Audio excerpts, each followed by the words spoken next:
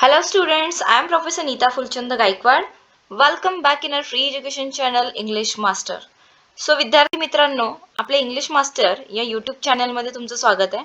आणि आज आपण इयत्ता 11वीचं समाजशास्त्रचं जे पुस्तक आहे त्याचा जो टेक्स्टबुक सिरीज आपण लॉन्च केलेला आहे. लेसन नंबर 1 समाजशास्त्राचा परिचय. याच्यामधले आपण समाजशास्त्राचा व्याख्या आणि स्वरूप हा जो 1.1 आहे हा कव्हर अप केलेला आहे पार्ट 1 मध्ये. पार्ट 2 मध्ये आपण 1.2 समाजशास्त्र उगम आणि व्याप्तीला सुरुवात केली आहे. आता पार्ट 3 मध्ये आपण समाजशास्त्र उगम आणि व्याप्ती त्याचबरोबर समाजशास्त्राचे महत्त्व हे दोन्ही टॉपिक पॅरलली कव्हर अप करणार आहोत. सो चॅनलला सबस्क्राईब करा, इथे सबस्क्राईबचं बटन आहे आणि तुमच्या सपोर्टची आम्हाला गरज आहे, कारण जास्तीत जास्त विद्यार्थ्यांपर्यंत आपल्याला पोहोचायचं आहे. सो तुम्ही लाईक शेअर केल्यानंतर आणि सबस्क्राईब केल्यानंतर इतर विद्यार्थ्यांना सुद्धा तो चॅनल मग यूट्यूब प्रमोट करतो आणि इतर विद्यार्थ्यांना सुद्धा या विषयांबद्दल माहिती मिळू शकते. आणि आपल्या चॅनलवर सगळ्याच प्रकारचे लेक्चर्स अवेलेबल आहेत, English to Hindi, English to Marathi. So let's start. Do like, share, subscribe our channel and start for today's session. तर विद्यार्थी मित्रांनो, समाजशास्त्राची व्याप्ती 1.2.2 हा जो टॉपिक आहे त्याला आपण इथे सुरुवात करणार आहोत. याच्या अगोदरचे दोन जे पार्ट्स आहेत त्याची लिंक मी डिस्क्रिप्शन मध्ये देते. सो समाजशास्त्राची व्याप्तीमध्ये एखाद्या विषयाची व्याप्ती म्हणजेच त्याची अध्ययन कक्षा किंवा क्षेत्र होय. म्हणजेच त्या विषयाबद्दल जास्तीची जी माहिती आहे किंवा जे डीप मध्ये जे नॉलेज आहे ते मिळवणं म्हणजेच व्याप्ती, असा इथे अर्थ सांगितलेला आहे. आणि त्या विषयाची व्याप्ती म्हणजे त्याच्या अभ्यासाची सीमारेषा देखील होय, म्हणजे कुठपर्यंत त्याचा अभ्यास केला पाहिजे. आणि त्या समाजशास्त्राचा अभ्यास विषय हा खूप व्यापक आहे, खूप वास्ट आहे, खूप विस्तारित आहे. कारण सामाजिक आंतरक्रियांमधले सगळे घटक जे आहेत ते समाजशास्त्राच्या अभ्यासात समाविष्ट होतात. आणि समाजशास्त्राची व्याप्ती आपल्याला पुढील नवीन अभ्यास क्षेत्रांच्या आधारे समजावून घेता येते. ते कोणते? एक म्हणजे जैव समाजशास्त्र. आता जैव समाजशास्त्राच्या द्वारे आपण समाजशास्त्राची व्याप्ती कशी एक्सप्लेन करू शकतो की जैव समाजशास्त्र ही शाखा समाजशास्त्रात नव्याने निर्माण झाली आहे. आणि या शाखेतील जे संशोधक आहेत ते समाजशास्त्रातील विविध तंत्रे आणि पद्धतीचा वापर करून, तसेच या पद्धतींचे जे निष्कर्ष आहेत त्यांचा उपयोग करून जीवशास्त्राची मानवी सामाजिक जीवनातील भूमिका काय याचा अभ्यास करतात. त्याच्यानंतर कलेचे समाजशास्त्र. जैव समाजशास्त्र नंतर कलेचे समाजशास्त्र.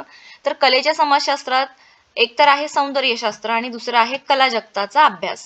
म्हणजे याच्यामध्ये दोन टॉपिकचा अभ्यास केला जातो. कलेचे समाजशास्त्रामध्ये सौंदर्यशास्त्राचा आणि कला जगताचा अभ्यास या दोन टॉपिकचा याच्यामध्ये अभ्यास केला जातो. आणि यात कलेच्या उत्पादन व ग्रहणाचा सामाजिक संदर्भ समजून घेण्याचा प्रयत्न केला जातो. त्यानंतर विपणन बाजार संशोधनाचे समाजशास्त्र हा सुद्धा एक मुद्दा आहे की समाजशास्त्राची ही जी विपणन बाजार आहे ही काय आहे? व्यावहारिक शाखा आहे. आणि याच्यात समाजशास्त्रीय पद्धती वापरून अर्थपूर्ण पद्धतीने बाजारनीती समजावून घेण्याचा प्रयत्न केला जातो. आता समाजशास्त्रातील आणि बाजारनीतीतील जे सैद्धांतिक ज्ञान आहे आणि ग्राहकांच्या विविध प्रकारांचे जे ज्ञान आहे आणि ज्या गरजा आहेत यांचे विश्लेषण केले जाते. त्यानंतर आहे दृश्य माध्यमांचा अभ्यास करणारे समाजशास्त्र. तर सामाजिक जीवनातील जी सगळी दृश्य आहेत किंवा जी चित्रे आहेत त्यांचा अभ्यास ही समाजशास्त्राची शाखा करते. आणि समाजशास्त्रीय संशोधनात जे सर्व दृश्य प्रतिमांचा वापर सामाजिक तथ्य म्हणून करण्याचा प्रयत्न या दृश्य माध्यमांचा अभ्यास करणाऱ्या समाजशास्त्राच्या शाखेद्वारे केला जातो. आता शेवटचा पॉइंट आहे याच्यामध्ये डायस्पोरा अध्ययन. म्हणजे या प्रकारे सुद्धा समाजशास्त्राची व्याप्तीचा अभ्यास केला जातो. आता हा डायस्पोरा अध्ययन याला मी डबल स्टार करते, कारण परीक्षेला बऱ्याचदा हा प्रश्न विचारला जातो विद्यार्थ्यांना. डायस्पोरा अध्ययन ही जी संकल्पना आहे ती स्पष्ट करा. तर हा IMP आहे, याचा अभ्यास जरूर करा. डायस्पोरा अध्ययन हा एक नवीन आंतरविद्याशाखीय अभ्यास विषय समाजशास्त्रात नव्याने अभ्यासला जाऊ लागलाय. आणि यात प्रामुख्याने स्थलांतर हे लक्षात घ्या. त्याच्यामध्ये मुद्दे काय आहेत? एक तर स्थलांतर आणि त्याचे मानवी जीवनातील विविध भागांवर होणारे परिणाम याचा अभ्यास डायस्पोरा अध्ययनामध्ये केला जातो. उदाहरणार्थ सांस्कृतिक, साहित्यिक, सामाजिक, लोकसंख्या विषयक, मानव वंशशास्त्र विषयक, राजकीय, आर्थिक आणि आंतरराष्ट्रीय संबंधांविषयक अभ्यास याच्यामध्ये केला जातो. तर डायस्पोरा म्हणजे काय हे अगोदर आपण संकल्पना स्पष्ट करून घेऊयात की डायस्पोरा म्हणजे अशी विखुरलेली लोकसंख्या की जिचे जे मूळ स्थान आहे, लक्षात घ्या, जिचे मूळ स्थान आहे ते एखादा लहान भौगोलिक भाग असतो. म्हणजे एखाद्या लहान भौगोलिक भागातील जी लोकसंख्या आहे ती विखुरली जाते. आणि डायस्पोरा म्हणजे एखाद्या समूहाचे आपल्या मूळ निवासस्थानापासून झालेले स्थलांतर होय. थोडक्यात म्हणजे काय की स्थलांतर विषय हा याच्यामध्ये अभ्यासला जातो. म्हणजे ग्रीक भाषेत डायस्पोरा म्हणजे विखुरणे, पण आता डायस्पोरा ही संज्ञा व्यक्तींच्या अशा गटाला उद्देशून वापरली जाते की जे त्यांच्या मूळ स्थानापासून दूर राहूनही तिथली नाळ तुटू देत नाहीत. फॉर एक्झाम्पल जे इंडियातून लोक USA, UK म्हणजे बाहेर देशामध्ये फॉरेन कंट्रीजमध्ये जे जातात तिथले स्थायिक होतात, परंतु ते मूळ स्थानापाशी म्हणजे इंडियाशी जी त्यांची नाळ जोडलेली आहे ती तुटू देत नाहीत. सो यालाच आपण डायस्पोरा अध्ययन ही संकल्पना इथे स्पष्ट करून घेतली आहे. आता पुढचा टॉपिक आहे की चित्रपट अध्ययन म्हणजे काय. तर चित्रपट अध्ययन ही आता 20व्या शतकातील एक नवीन विद्याशाखा आहे, ज्याची समाजशास्त्राची व्याप्ती आपण समजून घेऊ शकतो. म्हणजे ही एक आंतरविद्याशाखीय शाखा असून याच्यामध्ये विविध सैद्धांतिक, ऐतिहासिक आणि समीक्षात्मक दृष्टिकोनातून सिनेमा या माध्यमाकडे बघितले जाते. म्हणजेच काय की याच्यामध्ये प्रामुख्याने चित्रपटांचा कलात्मक, सांस्कृतिक, आर्थिक, राजकीय आणि कथानकीय म्हणजेच काय नरेटिव्ह प्रभावाचा विचार केला जातो. मग याच्यामध्ये वर्ग, वंश, लिंगभाव, वांशिकता यांसारख्या जे सामाजिक गट आहेत यांचा अभ्यास करण्यासाठी समाजशास्त्रामध्ये चित्रपटांकडे संहिता म्हणून बघितले जाते. आता समाजशास्त्र चित्रपटातून समाजशास्त्र किंवा चित्रपटांचे समाजशास्त्र असे अभ्यासक्रम अनेक विद्यापीठांनी सुरू सुद्धा केलेले आहेत. आता आपण टॉपिक लर्न करूया की विकास अध्ययन म्हणजे काय. सो विद्यार्थ्यांनो, विकास अध्ययन सुद्धा ही आंतरविद्याशाखीय एक क्षेत्र आहे आणि जागतिक विकासातील असमानता शोधण्याचा यात प्रयत्न केला जातो. विकास अध्ययनामध्ये कोणता प्रयत्न केला जातो, तर जागतिक विकासातील असमानता शोधण्याचा प्रयत्न. यात जो ऐतिहासिक संदर्भ आहे तपासून आंतरराष्ट्रीय विकासाचा प्रश्न आणि प्रक्रियांचा अभ्यास केला जातो. मग प्रामुख्याने विकसित आणि विकसनशील समाजातील जे परस्पर संबंध आहेत, लक्षात घ्या, विकसित आणि विकसनशील समाजातील जे परस्पर संबंध आहेत, तसेच त्यातील जे विविध संस्थांची भूमिका आहे आणि त्याचे सामाजिक, राजकीय आणि आर्थिक व पर्यावरणीय बदलांच्या प्रक्रियेवर आणि त्याच्या होणाऱ्या परिणामांवर लक्ष केंद्रित याच्यामध्ये केले जाते. म्हणजे एक व्यावसायिक अभ्यास क्षेत्र म्हणून आपण विकास अध्ययनाला आज खूप महत्व आणि वाव आहे. म्हणजे विकास अध्ययनाला म्हणजेच आपल्याला जर हा प्रश्न आला तुमच्या क्वेश्चन पेपर मध्ये हा जर प्रश्न असेल की फिल इन द ब्लँक्सला एक व्यावसायिक अभ्यास क्षेत्र म्हणून डॅश डॅश किंवा टिंबटिंब आज खूप महत्व आणि वाव आहे, तर विकास अध्ययनाला हे लक्षात ठेवा. याला आपण स्टार करूयात. वन लाइनर क्वेश्चन मध्ये येऊ शकतो. यात सार्वजनिक क्षेत्रातील, आता विकास अध्ययनामध्ये सार्वजनिक क्षेत्रातलं जे संशोधन आहे, त्यानंतर धोरणांचं विश्लेषण आहे, बिगर शासकीय संस्था आहेत आणि जे मानवतावादी काम आहे, शिक्षण आहे, विकास कार्यक्रमांचे नियोजन आहे आणि अंमलबजावणी आहे, तसेच स्वयंसेवकांचे व्यवस्थापन, स्थानिक आणि आंतरराष्ट्रीय पत्रकारिता असेल, स्थलांतर आहे आणि निर्वासितांसाठी जी सेवा आहे, प्रवास पर्यटन विषयक कार्य आहे, आंतरसांस्कृतिक संबंधांबाबत सल्लामसलत असेल, जनसंपर्क संवाद, शहर नियोजन, आंतरराष्ट्रीय विकास, सार्वजनिक आरोग्य, समुदायातील जे काम आहे, पर्यावरणात्मक आणि हवामानातील जे बदल आहेत यांचे संशोधन, अशा अनेक संधी ही जी शाखा आहे, विकास अध्ययनाची शाखा, ही काय करते, उपलब्ध करून देते. आता संस्कृती अध्ययन हा सुद्धा टॉपिक याच्यामध्ये महत्वाचा आहे. तर 1960च्या दशकात पाश्चिमात्य समाजात लोकप्रिय संस्कृतीचा अभ्यास करण्यामधील रस वाढत होता. मग त्यातून संस्कृती अध्ययनाची ही शाखा सुरू झाली आणि संस्कृती अध्ययनाची सुरुवात इंग्लंडमधील Birmingham centre for contemporary cultural study येथे झाली. तर संस्कृती अध्ययनाची सुरुवात कुठे झाली हा जर प्रश्न आला वन लाइनर मध्ये, सो तुम्हाला हे माहिती असायला हवं. याच्यामध्ये तुम्ही प्रॉपर स्कोर करू शकता. मी याला स्टार करते, व्यवस्थितपणे याला नोट. मी जे काही महत्वपूर्ण म्हणजे अंडरलाईन केलेले जे सेंटेन्सेस आहेत तर नोटबुक मध्ये लिहून घ्या, त्यांचा अभ्यास करा, परीक्षेच्या दृष्टिकोनातून महत्वाचे आहेत. आता जे विविध प्रकारची समकालीन लोकप्रिय संस्कृती आहे ती अभ्यासनाची संधी संस्कृती अध्ययनातून उपलब्ध करून दिली जाते. मग एखादी व्यक्ती अथवा समुदायाची जी मूळ अस्मिता आहे, त्यांच्यावर झालेले जे शिक्कामोर्तब आहे म्हणजे लेबलिंग आहे, त्यानंतर त्याच्या उपभोग पद्धती आहेत, नियम आहे, अधिकार आहे, सेन्सॉरशिप आहे, यांबाबतचे प्रश्न अभ्यासनाची संधी आपल्याला यातून मिळते. समकालीन संस्कृती अध्ययनात दैनंदिन जीवनाला अत्यंत गांभीर्याने घेतले जाते. विद्यार्थ्यांना लक्षात घ्या. मग याच्यामध्ये महानगर संस्कृतींमधील जी जीवन पद्धती आहे, उपभोग आणि सामाजिक संबंध यांचा अभ्यास यात केला जातो. संस्कृती ही दैनंदिन जीवनातून निर्माण होत असते. म्हणजेच दैनंदिन आहार पद्धती असतील, रोजच्या जीवनातील तुमचं राहणीमान कसं आहे, जो फॅशन सेन्स आहे, करमणुकीची जी साधने आहेत, साजरे केले जाणारे जे सण समारंभ आहेत, उत्सव आहेत, म्हणजे या इत्यादी सगळ्या गोष्टीतनं संस्कृती ही दैनंदिन जीवनातून निर्माण होते. म्हणजे थोडक्यात सांगायचे तर संस्कृती अध्ययनातून संस्कृती बनण्याची प्रक्रिया अभ्यासली जाते आणि असे मानले जाते की ही प्रक्रिया सत्ता संबंधांशी जोडलेली आहे. संस्कृती अध्ययनात इतर अनेक विद्याशाखांमधून अभ्यास पद्धती आणि सिद्धांत घेतले जातात.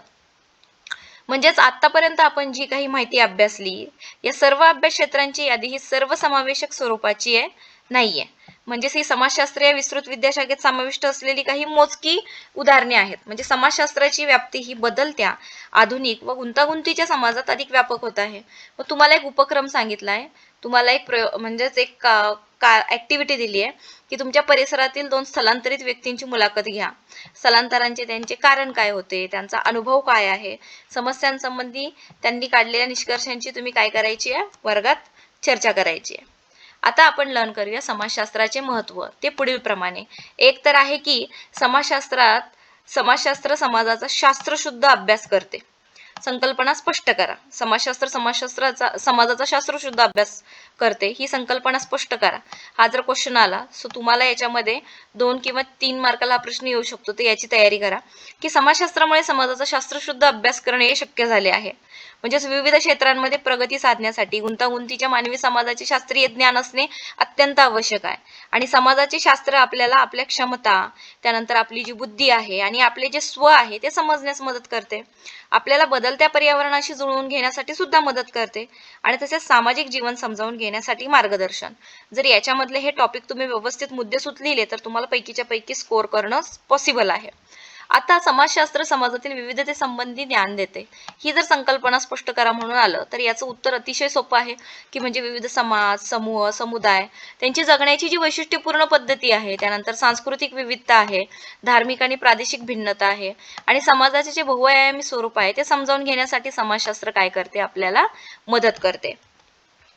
समाजशास्त्रामुळे वैज्ञानिक दृष्टिकोन विकसित होतो. आता ही संकल्पना स्पष्ट करा म्हणून आल्यानंतर याचं सुद्धा 2 वाक्यांमध्ये उत्तर आहे. ते म्हणजेच काय की सामाजिक वास्तवाकडे बघण्याचा जो शास्त्रीय दृष्टिकोन आहे तो समाजशास्त्रामुळे विकसित होतो आणि याच्यामुळे व्यक्ती अधिकाधिक वस्तुनिष्ठ, विवेकवादी, चिकित्सात्मक, पूर्वग्रहमुक्त आणि सकारात्मक विचार करू लागते.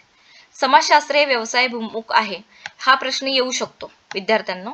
सो याला मी डबल स्टार करते, हे पाठांतर करून ठेवाच की समाजशास्त्र व्यवसायाभिमुख आहे. स्पष्ट करा. समाजशास्त्राची उपयुक्तता ही दिवसेंदिवस वाढत आहे आणि आधुनिक काळातील जे गतिमान समाजाचे समाजशास्त्र ज्ञान मिळवण्यासाठी या शास्त्राची नितांत गरज आहे. म्हणजेच काय की जे बदलता समाज आहे आणि त्यातलं जे व्यवसायांचं स्वरूप आहे ते सुद्धा म्हणजे काळानुसार बदल त्याच्यामध्ये होत आहेत. म्हणजे बदलता समाज आणि बदलत्या गरजा आणि व्यवसायाचे बदलते स्वरूप या सर्वांचा जर ताळमेळ समाजशास्त्रीय ज्ञान घालू शकते तर या दृष्टिकोनामुळे समाजशास्त्राचे महत्त्व वाढत आहे. म्हणजे समाजशास्त्र हा फक्त बंद खोलीत शिकवण्याचा विषय आहे का, नाही, तर अनेक क्षेत्रात याची उपयुक्तता सिद्ध झाली आहे. म्हणजे आणि वाढत सुद्धा आहे. उदाहरणार्थ उद्योगधंदे आहेत, सामाजिक सेवा आहे, समाजकार्य आहे, कायदा आहे, स्पर्धा परीक्षा असेल, मार्केटिंग असेल, जनसंपर्क आहे, पत्रकारिता आहे, प्रसारण, कौशल्य विकास, संपर्क क्षेत्र, बिगर शासकीय संघटना म्हणजेच NGO, त्यानंतर जे कामगार कल्याण समित्या आहेत, सामाजिक सुरक्षा आहे, विमा क्षेत्र, पुनर्वसन, सामाजिक कल्याण, ग्रामीण विकास, पर्यटन, कुटुंब कल्याण, जनगणना प्रक्रिया, योजना आणि नियोजन, सार्वजनिक आरोग्य असेल, सामाजिक संशोधन आहे, सामाजिक समुपदेशन, पोलीस खाते, आदिवासी कल्याण, सर्वसमावेशक शिक्षण, सुधारणात्मक प्रशासना, उपभोक्ता संशोधन म्हणजे इत्यादी क्षेत्रांमध्ये याची उपयुक्तता, समाजशास्त्रीय विषयाची उपयुक्तता सिद्ध झालेली आहे. आता आपल्याला सामाजिक समस्यांवर उपाय शोधायचे आहेत. म्हणजे सध्याचा समाज हा अनेक सामाजिक प्रश्नांना तोंड देत आहे. आपण ज्या समाजात जगतो आहोत, वावरतो आहोत, इथे अनेक समस्या तुम्हाला जाणवतात. जसे की दारिद्र्य ही सगळ्यात मोठी समस्या आहे, त्यानंतर बेकारी आहे, दहशतवाद आहे, अतिरिक्त लोकसंख्या आहे, स्थलांतर आणि सामाजिक अस्वस्थता असेल, व्यसनाधीनता आहे, सामाजिक विघटन आहे, वांशिक आणि जातीय जो संघर्ष आहे, त्यानंतर धार्मिक दंगली होतात, जमातवाद, बाल गुन्हेगारी म्हणजे हे सर्व प्रश्न सोडवण्यासाठी अतिशय समतोल ज्ञान आवश्यक असते आणि समाजशास्त्रीय दृष्टिकोनाचा योग्य वापर करून असे प्रश्न सोडविण्याचा प्रयत्न केला जातो. समाजशास्त्र हे माणसाला काळानुरूप ज्ञान देते आणि दक्ष ठेवते. ही जर संकल्पना स्पष्ट करा म्हणून आलं तर 2 वाक्यात उत्तर आहे. म्हणजेच काय की समाजशास्त्राला व्यावहारिक मूल्ये आहेतच, पण हे माणसाला काळानुरूप तसेच दक्ष राहण्यास सुद्धा काय करते, मदत करते. सामाजिक परिस्थिती, सामाजिक घटना, बदलता समाज आणि या सर्वांना योग्य प्रतिसाद कसा द्यावा याचे भान समाजशास्त्राकडनं आपल्याला मिळते. आता तुम्हाला अजून एक ऍक्टिव्हिटी करायची विद्यार्थ्यांनो, ती म्हणजे काय की तुमच्या परिसरातला कुठलाही जो बिगर शासकीय संस्था आहे तिला भेट द्यायची आणि त्यांच्या कामांबद्दल माहिती गोळा करा. त्याच्या वर्गात PPT म्हणजे पॉवर पॉईंट प्रेझेंटेशन तुम्ही सादरीकरण करा. या पाठात विद्यार्थ्यांनो तुम्हाला समाजशास्त्राचा जो अर्थ आहे, स्वरूप आहे, व्याप्ती, त्यानंतर समाजशास्त्र अभ्यासनाची जी उपयुक्तता आहे ती आपण जाणून घेतली, त्याचा आपण इन डिटेल अभ्यास केला. यापुढे आपण समाजशास्त्राच्या विकासात योगदान दिलेल्या महत्त्वाच्या जे विचारवंत आहेत त्यांच्याविषयी जाणून घेण्याची उत्सुकता तुमच्यामध्ये तर असेलच, तर त्यांच्याबद्दल आपण अभ्यास करणार आहोत. म्हणजे या प्रकरणाचा संपूर्ण सारांश काय? समाजशास्त्रात मानवाचे सामाजिक वर्तन आणि सामाजिक संबंधांचा अभ्यास केला जातो. वन लाइनर क्वेश्चन्समध्ये हे तुम्ही पाठांतर करून ठेवा. त्यानंतर ऑगस्ट कॉम्ट यांनी प्रथम समाजशास्त्र ही संज्ञा वापरली, त्यामुळे त्यांना समाजशास्त्राचा जनक कोणाला म्हटले जाते तर ऑगस्ट कॉम्ट. समाजशास्त्र हा शब्द लॅटिन भाषेतील सॉसियस आणि ग्रीक भाषेतील लोगोस या शब्दांपासून याचा अर्थ समाजाचा अभ्यास करणारे शास्त्र. समाजशास्त्राचे जे संस्थापक किंवा जनक आहेत ते म्हणून ऑगस्ट कॉम्ट बरोबर स्पेन्सर, डर्खाइम, मार्क्स, वेबर यांची नावे घेतली जातात. आणि आधुनिक गुंतागुंतींच्या समाजात समाजशास्त्राला अतिशय म्हणजे खूप महत्व आहे.